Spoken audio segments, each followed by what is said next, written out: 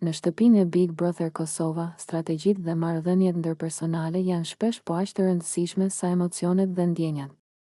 Një nga episodet më interesante që ka tërhequr vëmendje ka të bëjë me Alban, e cila ka filluar të tregojë një strategji të qartë dhe të detajuar për të avancuar pozicionin e saj në lojë.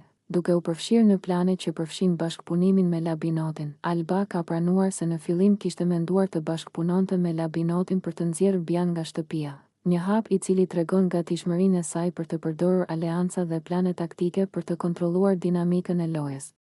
Megjithatë, ajo e ka kuptuar se Bian nuk është një objekt i lehtë për të nxjerrë nga loja.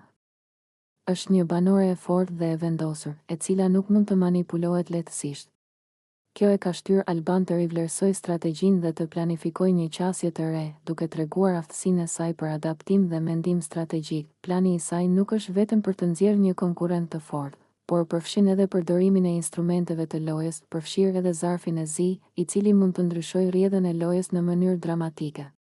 Kjo tregon se Alba nuk është thjesht një lojtare që reagon ndaj situatave, por një strategjiste që planifikon disa hapa përpara, duke analizuar jo vetëm fuqinë dhe karakterin e banorëve, por edhe mundësitë që ofron vetë loja.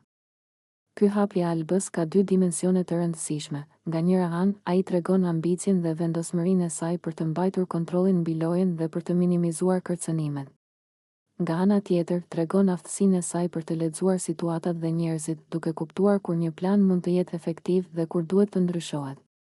Adaptimi i strategjisë për javët e ardhshme është një tregues se ajo ka një vizion afatgjatë dhe nuk vepron thjesht për momentin. Plani i bashkëpunimit me Labinotin gjithashtu tregon një dimension tjetër të lojës. Aleancat brenda shtëpisë janë të domosdoshme, por gjithmonë të paqëndruar.